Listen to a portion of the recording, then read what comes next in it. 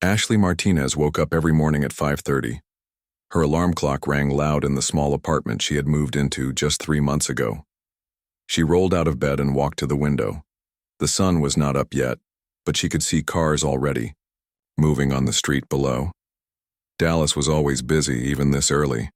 Ashley was 23 years old and had been working at Fit Zone for 2 years. Fit Zone was a popular store that sold workout clothes and shoes. The store was located in a big shopping mall in the heart of Dallas, Texas. Ashley had worked her way up from being a regular salesperson to becoming the store manager. She was proud of this job because not many people her age got to manage their own store. Every morning, Ashley would take a quick shower and put on her work clothes. She always wore something from Fit Zone because the company wanted all workers to show off their products. Today, she put on black leggings and a purple sports top. She looked at herself in the mirror and smiled. The clothes fit her perfectly and made her feel confident. Ashley lived alone, but she was not lonely. She had moved out of her family home to be more independent, but she still talked to her family every day. Her younger sister Emma was 19 and studying at community college. Emma wanted to become a teacher, but college was expensive. Ashley had promised to help pay for Emma's education. This was one of the main reasons why Ashley worked so hard at her job. At 6 in the morning, Ashley drove to the mall. The parking lot was almost empty except for other store workers who had to open their shops early. Ashley unlocked the Fit Zone store and turned on all the lights. The store looked clean and organized. All the clothes were hanging neatly on the racks and all the shoes were lined up perfectly on the shelves. Ashley had a routine for opening the store. First, she would count the money in the cash register to make sure everything was correct from the night before. Then she would check that all the expensive items were still in their proper places. Fit Zone sold some very costly workout clothes. Some leggings cost more than $100, and some shoes cost over $200. These high-priced items were kept in special areas where customers could see them, but where they were also easier to watch.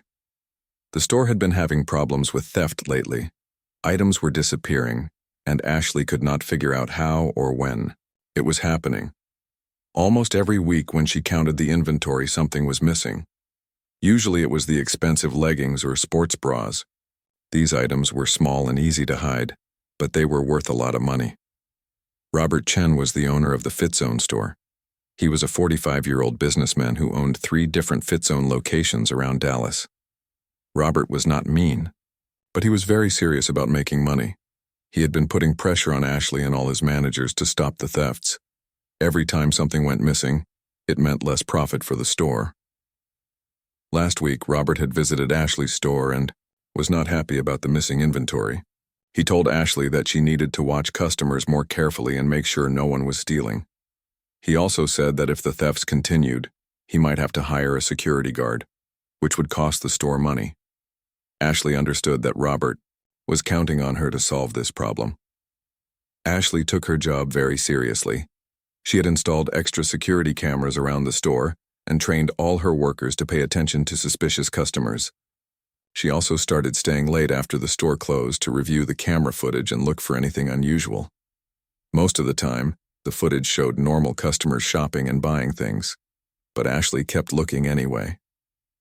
The store opened at 10 in the morning, and Ashley's first employee to arrive was Maria Rodriguez. Maria was Ashley's best friend and had worked at Fit Zone almost as long as Ashley had. Maria was 24 years old and was also from Dallas. She lived with her parents and helped take care of her 2 younger brothers. Maria and Ashley had started working at the store around the same time, but Ashley had been promoted to manager while Maria stayed as a sales associate. Maria was always cheerful and good with customers. She could convince people to buy expensive workout clothes even when they had only planned to buy something cheap. Robert Chen liked Maria because she helped the store make more sales, but he had chosen Ashley to be the manager because Ashley was better at organizing things and handling problems. At noon, Ashley's boyfriend Jake Wilson came to visit her at work. Jake was 25 years old and worked as a mechanic at a car repair shop across town. He had been dating Ashley for 8 months. Jake was tall with brown hair and always wore jeans and a t-shirt. He was not interested in expensive workout clothes. but he supported Ashley's career and was proud of her success. Jake brought Ashley lunch from a Mexican restaurant near his work. They sat in the back office of the store and ate together while Maria handled the customers in the front. Jake could see that Ashley was stressed about the theft problem. Ashley told Jake about the missing inventory and how Robert Chen was pressuring her to fix the situation. Jake suggested that maybe Ashley should hire a private security company to watch the store, but Ashley explained that Robert did not want to spend money on security unless it was absolutely necessary. During busy times, the store would have 3 or 4 workers helping customers, but during slow periods, Ashley often worked alone or with just one other person. This made it harder to watch for shoplifters because she had to help customers and also keep an eye on the expensive merchandise. Ashley had read articles about retail theft and learned that many stores were having similar problems. Thieves were getting smarter about how they stole things, and some of them worked in organized groups. These groups would send different people into stores to steal specific items that they could sell for high prices on the internet. The afternoon was busy with customers trying on clothes and asking questions about different products.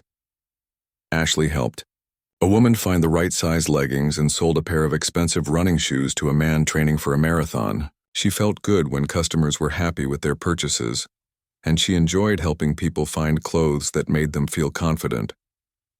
As closing time approached, Ashley started thinking about Emma and how proud she was of her sister for working hard in college.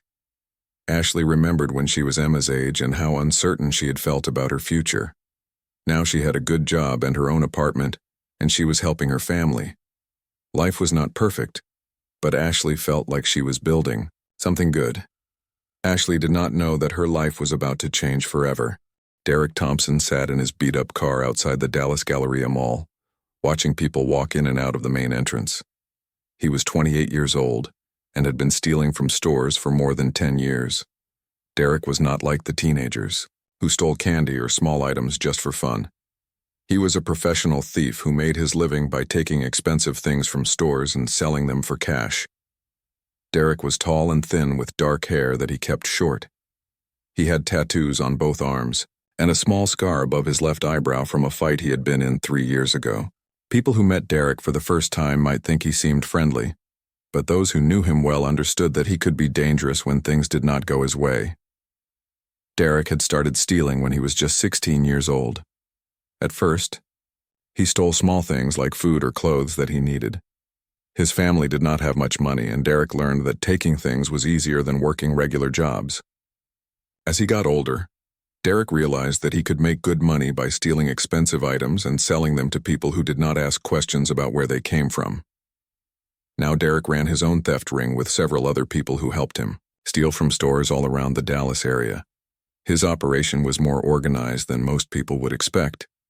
Derek and his team would spend weeks planning each theft, studying store layouts, learning employee schedules, and figuring out the best times to strike. Monica Stevens was Derek's main partner in the theft ring. Monica was 26 years old and had been working with Derek for 2 years. She was shorter than Derek with blonde hair and blue eyes. Monica looked like someone who would never break the law, which made her perfect for their operation.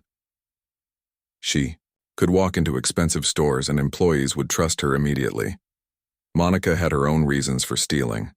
She had 2 young children at home and could not make enough money from regular jobs to pay for everything they needed. Her ex-boyfriend did not help with money for the kids, and Monica felt like she had no choice but to work with Derek. She told herself that big stores had insurance and would not really be hurt by losing a few items. The theft ring included 4 other people who helped with different parts of their operation.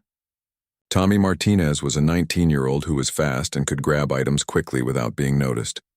Lisa Wong was 22 and good at creating distractions while others stole things. Kevin Brown was 31 and had connections with people who would buy stolen goods without asking questions. Sandra Davis was 24 and worked part-time at a department store, which gave the group inside information about security systems. Derek had been watching FitZone stores for 3 months. Athletic wear was perfect for their business because the clothes were expensive, easy to carry, and popular with buyers. A pair of designer leggings that cost $150 in the store could be sold for $60 or $70 to someone who did not care that it was stolen. The profit was good, and the demand was always high. The group had already hit 2 other Fit Zone locations in Dallas. The first theft had been easy because the store was understaffed and the employees were not paying attention. Monica had distracted the worker at the cash register while Derek filled a bag with expensive sports bras and leggings. They walked out with over $800 worth of merchandise and no one even noticed until the next day. The second Fit Zone theft had been more difficult. The store manager had been suspicious and followed Monica around the store. Derek had to abort the mission and they left empty-handed. This made Derek angry because he had spent time planning the theft and felt like his efforts were wasted. Detective Linda Hayes had been investigating retail thefts in the Dallas area for 6 months. Linda was 42 years old and had been a police officer for 18 years. She was smart and patient, and she was good at finding patterns in crimes that other people might miss. Linda had noticed that the same group seemed to be responsible for thefts at many different stores. The theft ring always used similar methods. One person would create a distraction, while others took merchandise.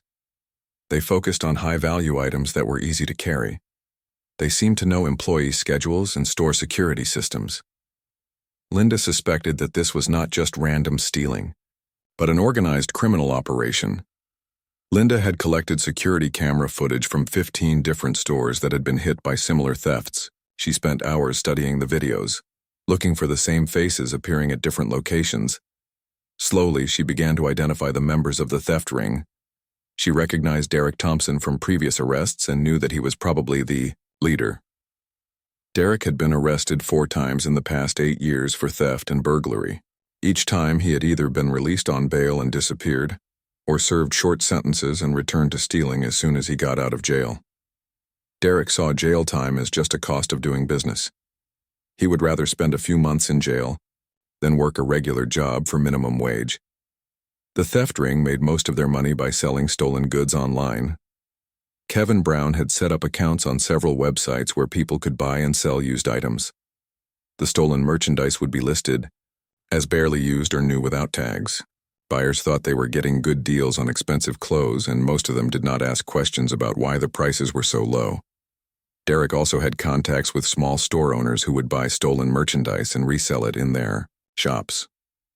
These store owners knew the items were probably stolen, but they could make good profits by buying low and selling high. Some of them had been buying from Derek for years and trusted him to bring them quality merchandise. Recently, Derek had been using drugs more often, especially methamphetamine. The drugs helped him stay awake during long nights of planning thefts, but they also made him more paranoid and aggressive. Monica had noticed that Derek was becoming harder to work with and more willing to take dangerous risks. Derek owed money to his drug dealer, and the pressure to pay was making him desperate. He needed to pull off several big thefts quickly to get enough cash to pay his debts and buy more drugs. This desperation was pushing Derek to target stores that might have been too risky under normal circumstances. The Fit Zone store where Ashley Martinez worked had caught Derek's attention because it was in a busy mall with lots of foot traffic. Derek thought the chaos of a crowded mall would help his team blend in and escape easily after stealing merchandise. He had no idea that Ashley was more vigilant than most store managers, or that his next theft attempt would end in tragedy. March 15th started like any other day for Ashley Martinez. She woke up at 5:30 in the morning and got ready for work. The weather was warm and sunny, which meant the mall would probably be busy. Ashley put on her favorite black leggings and a bright blue Fit Zone shirt. She looked at herself in the mirror and smiled. She had no idea this would be the last morning she would ever get ready for work. Ashley arrived at the Fit Zone store at 6 in the morning and opened up as usual. She turned on all the lights and counted the money in the cash register. Everything looked normal. The expensive leggings and sports bras were all in their proper places. Ashley felt good about the security measures she had put in place over the past few weeks. Maria Rodriguez arrived at 9:30 to help with the morning rush. The two friends talked about their plans for the weekend while they organized new merchandise that had arrived the day before. Ashley was excited because she was going to visit Emma at college on Saturday. Emma had been doing well in her classes, and Ashley was proud of her sister's hard work. At 10 in the morning, the store opened to customers. The first few hours were busy with people buying workout clothes before heading to the gym. Ashley helped several customers find the right sizes and answered questions about different products. She enjoyed helping people and was good at suggesting items that customers might like. Derek Thompson and Monica Stevens arrived at the mall around 2 in the afternoon. They had spent the morning studying the layout of the Fit Zone store and watching the employee schedules. Derek knew that Ashley usually worked alone or with just one other person during the afternoon hours. This seemed like the perfect time to strike. Derek was feeling more desperate than usual. His drug dealer had called him that morning demanding payment for money Derek owed. The dealer had threatened to hurt Derek if he did not pay by the end of the week. Derek needed to steal enough merchandise to make at least $500 quickly. Monica was nervous about this theft because she had noticed that the Fit Zone employees seemed more alert than workers at other stores they had robbed. She suggested that maybe they should wait and target a different store, but Derek insisted they move forward with the plan. He told Monica that they had already spent too much time planning this theft to give up now. The plan was simple. Like all their previous thefts, Monica would enter the store first and create a distraction at the front counter by asking many questions about different products. While the employees were focused on helping Monica, Derek would enter the store and fill a bag with expensive leggings and sports bras from the back section. Then they would both leave quickly and meet at Derek's car in the parking lot. At 2:30 in the afternoon, Monica walked into the Fit Zone store. Ashley was helping another customer, and Maria was organizing clothes on a rack near the fitting rooms. Monica approached Ashley and began asking detailed questions about the differences between various types of workout leggings. She wanted to know about fabric types, sizes, colors, and prices. Ashley was happy to help Monica and began showing her different options. Monica kept asking more questions and requesting to see items from different parts of the store. This was working exactly as planned because Ashley was focused entirely on helping Monica and not watching the rest of the store. Derek waited outside the store for 5 minutes, then walked in casually. He was wearing jeans and a plain t-shirt, trying to look like a normal customer. Derek headed straight to the back of the store where the most expensive items were displayed. He pulled a large shopping bag from his jacket and began filling it with leggings that cost over $100 each.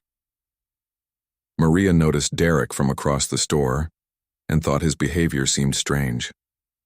Most male customers came to Fit Zone with their girlfriends or wives, but Derek was alone and seemed to be grabbing items without looking at sizes or colors. Maria started walking toward Derek to ask if he needed help. Derek saw Maria approaching and knew he needed to finish quickly.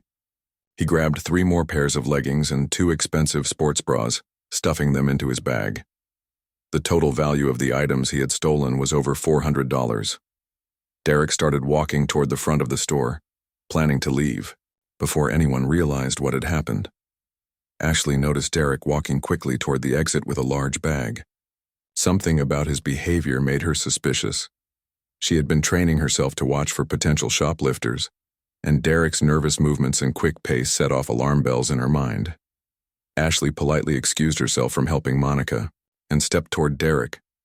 Derek was almost at the front door when Ashley approached him.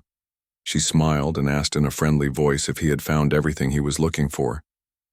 Derek felt panic rising in his chest because he knew that Ashley was suspicious. He tried to walk past her toward the exit, but Ashley moved slightly to block his path. Ashley was following the store's protocol for dealing with suspected shoplifters. She was not supposed to physically stop customers or accuse them directly of stealing. Instead, she was trained to ask questions and position herself near the exit to discourage theft. Ashley pulled out her radio to call mall security while keeping her eyes on Derek. Derek realized that he was trapped. He could see that Ashley was calling for help, and he knew that security would arrive soon. He had 2 choices: drop the stolen merchandise and try to leave, or push past Ashley and escape with the items. The drugs in Derek's system made him feel aggressive and desperate. He decided to fight his way out. Derek looked at Ashley and said in a threatening voice that she needed to get out of his way. Ashley remained calm but did not move from her position near the door. She told Derek that she just wanted to make sure he had paid for all his items. This made Derek even more angry because he realized that Ashley knew he was stealing. Monica saw what was happening and tried to signal Derek to just leave without the stolen items. But Derek was too far gone to think clearly. The pressure from his drug dealer, the drugs in his system, and his desperation for money had pushed him beyond rational thinking. Derek stepped toward Ashley and shoved her hard with both hands. Ashley was not expecting physical contact and lost her balance immediately. She fell backward toward the concrete pillar that supported the store's entrance. Ashley's head hit the pillar with a sickening sound that Monica would remember for the rest of her life. Ashley collapsed to the floor and did not move. Blood began pooling around her head. Other customers in the store started screaming. Monica ran to Derek and grabbed his arm, telling him they needed to leave immediately. Derek looked down at Ashley's motionless body and realized that something terrible had happened. Derek and Monica ran from the store, leaving Ashley bleeding on the floor. They still had the stolen leggings. Maria Rodriguez was the first person to reach Ashley after she fell. Maria had been folding clothes when she heard the screaming and turned to see Ashley lying motionless on the floor. Blood was spreading around Ashley's head, and her eyes were closed. Maria dropped to her knees and tried to wake Ashley up, but Ashley did not respond. A customer named Janet Miller had seen Derek push Ashley and immediately called 911 on her cell phone. Janet told the emergency operator that a man had attacked a store employee and that the employee was unconscious and bleeding. She described Derek as a tall man with dark hair wearing jeans and a t-shirt. Janet also mentioned that a blonde woman had been with the attacker. The first police officer arrived at the mall within 4 minutes of the 911 call. Officer Tom Bradley found Ashley still unconscious on the floor with Maria holding her hand and crying. Officer Bradley checked Ashley's pulse and breathing, then radioed for paramedics to hurry to the scene. He could see that Ashley's injuries were very serious. Paramedics arrived 2 minutes after Officer Bradley. They quickly examined Ashley and realized that she had suffered severe head trauma. Ashley's breathing was shallow, and her pulse was weak. The paramedics carefully placed Ashley on a stretcher and rushed her to Dallas Methodist Hospital, which was only 10 minutes away from the mall. Detective Linda Hayes arrived at the Fit Zone store 20 minutes after the attack. Linda had been investigating retail thefts in the area for months, and she immediately suspected that this incident was connected to the theft ring she had been tracking. When she learned that expensive leggings had been stolen during the attack, Linda was almost certain she knew who was responsible. Linda interviewed Maria Rodriguez first. Maria was still shaking and crying, but she tried to answer all of Linda's questions. Maria described how Derek had been acting suspiciously in the back of the store and how Ashley had approached him near the exit. Maria said that Ashley had been following store policy and had not threatened Derek in any way. Janet Miller gave Linda a detailed description of Derek and Monica. Janet had been shopping near the front of the store and had seen the entire incident. She told Linda that the man had deliberately pushed Ashley with significant force and that the blonde woman had seemed shocked by what happened. Janet was certain that both people had run from the store together. The mall's security office had several cameras that covered the Fit Zone store and the surrounding walkways. Linda spent 2 hours reviewing the footage and was able to get clear images of Derek and Monica entering and leaving the store. The video showed Derek filling his bag with merchandise and Ashley approaching him near the exit. Most importantly, the cameras captured Derek pushing Ashley and both suspects fleeing the scene. Linda recognized Derek Thompson immediately from the security footage. She had been studying Derek's face for months while investigating the theft ring, and she was certain that he was the man who had attacked Ashley. Linda also identified Monica Stevens from previous surveillance footage taken at other stores that had been robbed. At the hospital, doctors were working desperately to save Ashley's life. The impact with the concrete pillar had caused severe bleeding inside Ashley's brain. Dr. Sarah Johnson, the head of emergency medicine, explained to Ashley's family that the injury was extremely serious and that Ashley might not survive. Jake Wilson arrived at the hospital 30 minutes after Ashley was admitted. Maria had called him immediately after the paramedics took Ashley away. Jake was devastated to learn what had happened and could not understand why anyone would hurt Ashley over stolen clothes. He sat in the waiting room with Ashley's parents, hoping for good news from the doctors. Emma Martinez drove to Dallas from her college as soon as she heard about the attack. Emma was Ashley's younger sister and best friend, and she could not believe that someone had hurt Ashley so badly. Emma arrived at the hospital at 6 in the evening and immediately went to Ashley's bedside in the intensive care unit. Linda Hayes put out an immediate alert for Derek Thompson and Monica Stevens. She sent their photographs and descriptions to police departments throughout Texas and neighboring states. Linda also contacted Derek's parole officer and learned that Derek had missed his last appointment and was already wanted for violating the terms of his release. The investigation team searched Derek's last known address, but he was not there. Neighbors told police that Derek had not been seen at his apartment for several days. Linda suspected that Derek was hiding somewhere until he could figure out how to escape the area. Monica Stevens was found first.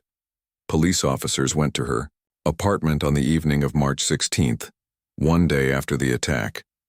Monica was at home with her 2 young children when officers knocked on her door. She immediately started crying and said she knew they were there about what had happened at the mall. Monica initially denied being at the mall on March 15th, but when Linda showed her the security camera footage, Monica broke down and admitted her involvement. Monica said that she had only planned to help Derek steal some clothes and that she never thought anyone would get hurt. She insisted that Derek had pushed Ashley much harder than necessary and that she had been shocked by his violence. Linda offered Monica a deal. If Monica cooperated fully with the investigation and testified against Derek, the prosecutor would consider reducing her charges. Monica agreed immediately because she was terrified of going to prison and leaving her children without a mother. Monica told Linda everything she knew about Derek's theft ring and their operations over the past 2 years. She provided details about other stores they had robbed and other people who were involved in buying stolen merchandise. Monica also revealed that Derek had been using methamphetamine heavily in recent weeks and had become increasingly paranoid and aggressive. Most importantly, Monica told Linda that Derek owed money to a drug dealer named Carlos Vega and had been desperate to get cash quickly.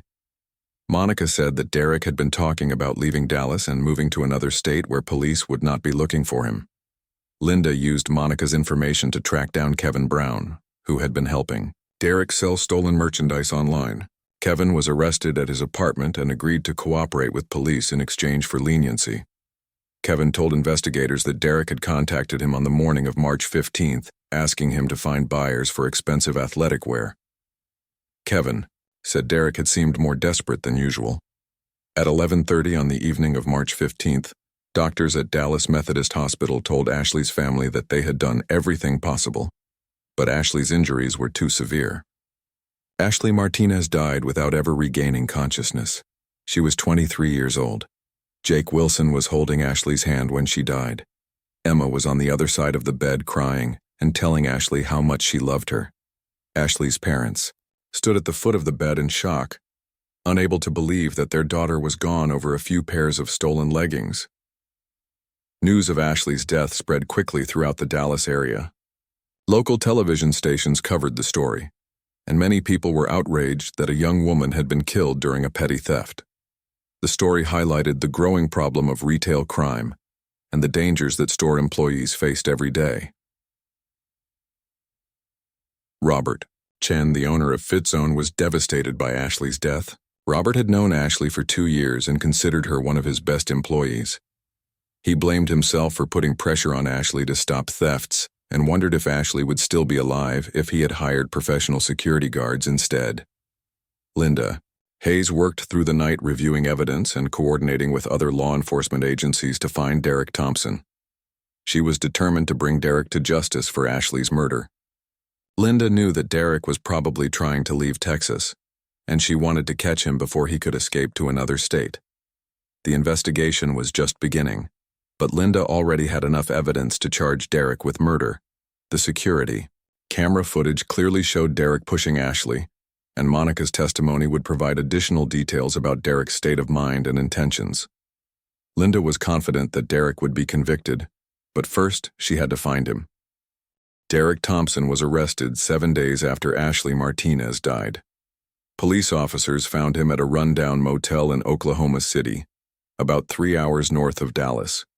Derek had been hiding in the motel room, using drugs, and trying to figure out how to get enough money to leave the country. When officers knocked on his door, Derek tried to run out the back window, but was caught immediately. Derek was brought back to Dallas in handcuffs. News cameras filmed him being walked into the police station, and many people gathered outside to shout angry words at him. Derek kept his head down and did not speak to reporters. He looked thin and tired, and it was obvious that he had been using drugs heavily since fleeing from the mall. The Dallas County District Attorney, Michael Johnson, decided to charge Derek with felony murder. This meant that even though Derek might not have intended to kill Ashley, her death had occurred during the commission of a serious crime, which made Derek legally responsible for murder. If convicted, Derek could face life in prison. Derek's court-appointed lawyer was Jennifer Walsh, a public defender who had been practicing criminal law for 12 years. Jennifer had handled many difficult cases, but she knew that defending Derek would be extremely challenging. The security camera footage clearly showed Derek pushing Ashley, and public opinion was strongly against her client. Jennifer met with Derek several times in jail before the trial began. Derek insisted that he had not meant to hurt Ashley and that her death was an accident. Derek claimed that Ashley had tried to physically stop him from leaving the store and that he had only pushed her to get away. Jennifer knew that Derek's story did not match the security footage, but she had to provide the best defense possible. The trial began on September 8th, 6 months after Ashley's death. The courthouse was packed with reporters, Ashley's family, and friends and curious members of the public.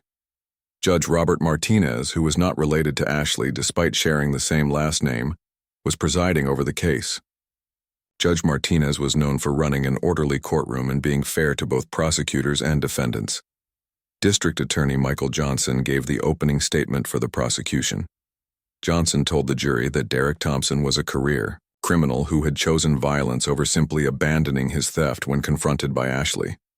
Johnson explained that Derek could have dropped the stolen leggings and walked away, but instead decided to push Ashley with enough force to cause her death. Johnson showed the jury photographs of Ashley and talked about her life, her goals, and her love for her family. He described how Ashley had been working hard to help pay for her sister's college education and how she had taken her job responsibilities seriously. Johnson emphasized that Ashley had died trying to protect her employer's merchandise and that she had followed all proper procedures in dealing with suspected shoplifters. Jennifer Walsh gave the opening statement for the defense. She acknowledged that Derek had made terrible choices and that Ashley's death was a tragedy. However, Walsh argued that Derek had not intended to kill Ashley and that the incident was a tragic accident that occurred during a moment of panic. Walsh asked the jury to consider the difference between intentional murder and an accidental death that happened during a crime. The prosecution's first witness was Maria Rodriguez, Ashley's best friend and co-worker. Maria testified about Ashley's character and dedication to her job. Maria described how Ashley had been concerned about thefts at the store and had worked hard to implement better security measures. Maria also testified about what she had witnessed on the day of the attack, describing Derek's suspicious behavior and Ashley's professional response. Janet Miller, the customer who had witnessed the attack, testified next. Janet gave a detailed account of what she had seen, emphasizing that Derek had pushed Ashley with significant force and that Ashley had not been threatening Derek in any way. Janet said that Ashley had simply been standing near the door asking questions when Derek chose to use violence against her. Dr. Sarah Johnson, the emergency room doctor who had treated Ashley, testified about Ashley's injuries. Dr. Johnson explained to the jury that Ashley had suffered severe traumatic brain injury when her head struck the concrete pillar. The doctor said that the force of the impact had been significant and that Ashley's injuries were immediately life-threatening. Detective Linda Hayes testified about the investigation and the evidence against Derek. Linda presented the security camera footage to the jury and walked them through Derek's movements in the store. Linda also testified about Derek's criminal history and his involvement in the organized theft ring that had been targeting stores throughout the Dallas area. Monica Stevens was the prosecution's key witness. Monica had agreed to testify against Derek in exchange for a reduced sentence. Monica described the theft ring's operations and Derek's increasingly erratic behavior in the weeks leading up to Ashley's death. Monica testified that Derek had been using methamphetamine regularly and had become more violent and desperate. Monica told the jury about Derek's drug debts and his pressure to steal enough merchandise to pay what he owed. She testified that Derek had been talking about using violence against store employees if necessary to avoid being caught. Monica said that she had tried to convince Derek to just drop the stolen items and leave the store, but Derek had refused to listen. Under cross-examination, Jennifer Walsh questioned Monica's credibility and motives for testifying. Walsh pointed out that Monica was facing serious criminal charges herself and had every reason to lie to get a better deal from prosecutors. Walsh also noted that Monica had been an active participant in the theft ring and was trying to shift all blame onto Derek. The prosecution called several other witnesses, including other store employees who testified about the theft problems FitZone had been experiencing and Ashley's efforts to address the issue. Police officers testified about Derek's arrest and his behavior when he was found at the motel in Oklahoma City. Kevin Brown, who had helped Derek sell stolen merchandise, testified about Derek's desperation for money in the days before Ashley's death. Kevin said that Derek had called him multiple times asking for buyers and had seemed more aggressive than usual. Kevin's testimony helped establish Derek's state of mind and his financial pressure to commit the theft. The defense case was much shorter.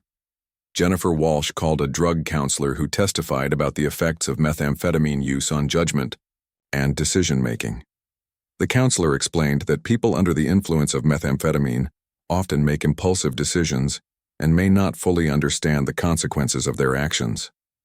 Derek's mother, Patricia Thompson, testified on behalf of her son. Patricia described Derek's troubled childhood and his struggles with drug addiction. She asked the jury to show mercy and said that Derek was not a violent person by nature.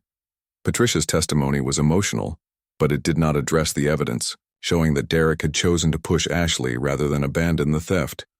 Derek himself testified in his own defense against the advice of his lawyer. Derek claimed that he had been scared and confused when Ashley approached him. Derek said that he thought Ashley was going to physically attack him and that he pushed her in self-defense. Derek insisted that he never meant to hurt Ashley and that he was sorry for what had happened. Under cross-examination, District Attorney Johnson challenged Derek's version of events. Johnson showed Derek the security camera footage and pointed out that Ashley had not made any threatening gestures toward him. Johnson also questioned Derek about his criminal history and his decision to bring drugs into the situation by using methamphetamine before the theft. Johnson asked Derek why he had not simply dropped the stolen merchandise and walked away when Ashley approached him. Derek struggled to answer this question and eventually admitted that he had wanted to keep the stolen items because he needed the money. This admission undermined his claim that he had acted purely in self-defense. The trial lasted 3 weeks. During closing arguments, District Attorney Johnson reminded the jury that Derek had multiple opportunities to avoid violence, but had chosen to push Ashley instead of abandoning his criminal plan. Johnson argued that Derek's choice to use force against an innocent person made him fully responsible for Ashley's death. Jennifer Walsh argued in her closing that Derek was guilty of theft, but not murder. Walsh asked the jury to consider that Derek had not entered the store planning to hurt anyone, and that Ashley's death was an unintended consequence of Derek's poor judgment. Walsh requested that the jury find Derek guilty of a lesser charge that would result in a shorter prison sentence. The jury deliberated for 6 hours before reaching their verdict. When court reconvened, the jury foreman announced that they had found Derek Thompson guilty of felony murder and aggravated robbery. Several members of Ashley's family cried with relief when they heard the verdict, while Derek showed no emotion and stared straight ahead. Judge Robert Martinez scheduled Derek Thompson's sentencing hearing for 2 weeks after the jury delivered their guilty verdict. During those 2 weeks, Ashley's family and friends prepared victim impact statements that would be read in court before Derek received his sentence. The statements would give Ashley's loved ones a chance to tell the judge how her death had affected their lives. Emma Martinez spent hours writing her statement. Emma wanted the judge to understand who Ashley really was and how much her death had hurt everyone who knew her. Emma wrote about Ashley's dreams, her kindness, and her dedication to helping others. Emma also wrote about how Ashley had been planning to help pay for her college education and how that dream had died with her sister. Jake Wilson also prepared a statement. Jake described how he and Ashley had been planning their future together and how her death had destroyed all their plans. Jake told the judge that he thought about Ashley every day and that he would never understand why someone would kill another person over a few pieces of clothing. Maria Rodriguez wrote about losing her best friend and co-worker. Maria described how the FitZone store felt empty without Ashley, and how she had trouble sleeping because she kept thinking about finding Ashley bleeding on the floor. Maria said that she had considered quitting her job because the store reminded her too much of what had happened. On the day of sentencing, the courthouse was again packed with people. Ashley's family sat in the front row, holding hands and supporting each other. Derek sat at the defendant's table wearing an orange jail uniform and handcuffs. He looked thinner than he had during the trial and kept staring down at the table. Judge Martinez read the victim impact statements aloud in court. Many people in the courtroom cried as they listened to descriptions of Ashley's life and the pain her death had caused. Derek did not look up during any of the statements, and his lawyer had to remind him to stand when the judge addressed him directly. Judge Martinez sentenced Derek Thompson to life in prison without the possibility of parole for 30 years. The judge said that Derek's decision to use violence against an innocent person was unacceptable, and that the sentence reflected the seriousness of taking someone's life over petty theft. Derek showed no reaction when he heard his sentence, but his mother Patricia cried quietly in the back of the courtroom. Monica Stevens had pleaded guilty to robbery charges 3 months earlier. Because she had cooperated with prosecutors and testified against Derek, Monica received a sentence of 8 years in prison with the possibility of parole after serving 4 years. Monica's children went to live with their grandmother while Monica served her sentence. The other members of Derek's theft ring received various sentences depending on their level of involvement. Kevin Brown was sentenced to 5 years in prison for buying stolen merchandise. Tommy Martinez received 3 years for participating in thefts. Lisa Wong and Sandra Davis each received 2 years probation because they had played smaller roles in the operation. Detective Linda Hayes used evidence from Ashley's case to continue investigating retail crime throughout the Dallas area. Linda's work led to the arrests of 12 additional people who were involved in buying and selling stolen merchandise. The investigation also helped other police departments identify similar theft rings in their jurisdictions. Linda estimated that Derek's theft ring had stolen over $200,000 worth of merchandise from stores throughout Texas. The recovery of stolen goods and the arrests of the ring members significantly reduced retail theft in the Dallas area. Many store owners thanked Linda for her thorough investigation and persistent work. Ashley's family decided to honor her memory by establishing the Ashley Martinez Memorial Foundation. The foundation provides scholarships for young women who want to pursue careers in business management and retail operations. The family believed that Ashley would have wanted to help other young women achieve their professional goals. The foundation also works to improve safety conditions for retail workers. Ashley's parents met with store owners and managers throughout Dallas to discuss better security measures and employee protection policies. They wanted to make sure that no other family would have to experience the loss they had suffered. Robert Chen, the owner of FitZone, implemented new safety procedures at all his stores following Ashley's death. Chen installed panic buttons at all cash registers so employees could quickly call for help if they felt threatened. He also changed store policies so that at least 2 employees would always be present when confronting suspected shoplifters. Chen provided funding for the Ashley Martinez Memorial Foundation and spoke publicly about the importance of protecting retail employees. He said that Ashley's death had taught him that no amount of merchandise was worth risking an employee's safety. Chen also hired professional security guards for his stores during busy periods. Emma Martinez was able to finish college with help from her sister's Memorial Foundation. Emma graduated with honors and decided to become a victims' rights advocate. Emma now works with families who have lost loved ones to violent crimes, helping them navigate the legal system and cope with their grief. Emma speaks at conferences and community meetings about retail crime and its impact on victims' families.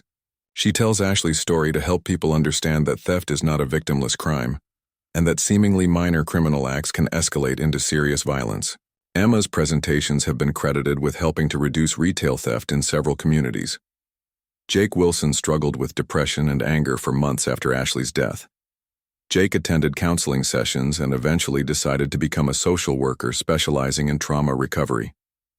Jake said that helping other people deal with tragedy gave his life purpose and helped him honor Ashley's memory. Jake volunteers with the Ashley Martinez Memorial Foundation and helps raise money for scholarships.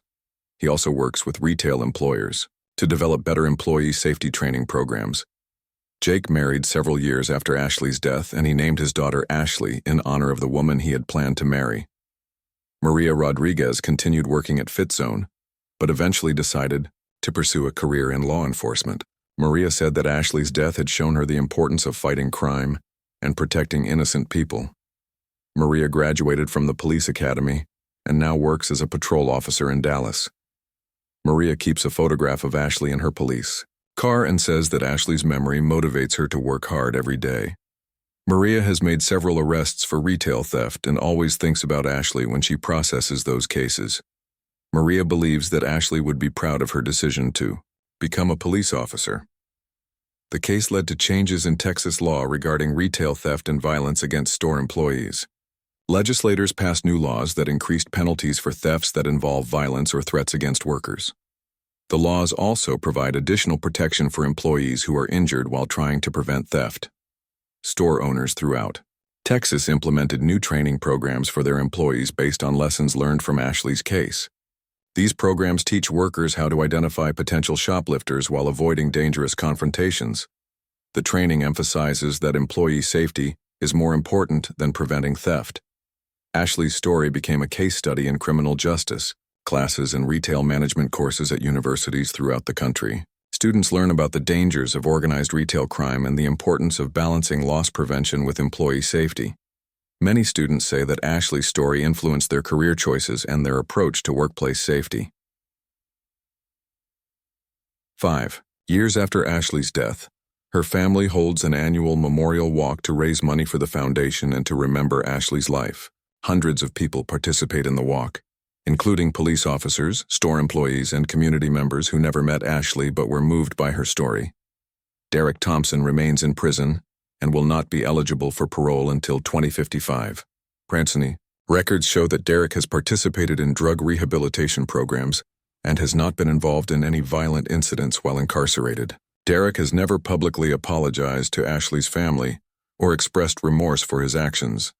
Ashley Martinez's legacy lives on through the foundation that bears her name, the safety improvements implemented in retail stores, and the lives of the people who knew and loved her. Ashley's story serves as a reminder that every life has value, and that even seemingly minor crimes can have devastating consequences for victims and their families. The young woman who died over a pair of stolen leggings is remembered not for how she died, but for how she lived. Ashley Martinez was a loving sister, a dedicated employee, and a young woman with dreams for the future. Her death was a tragedy, but her memory continues to make a positive impact on the world.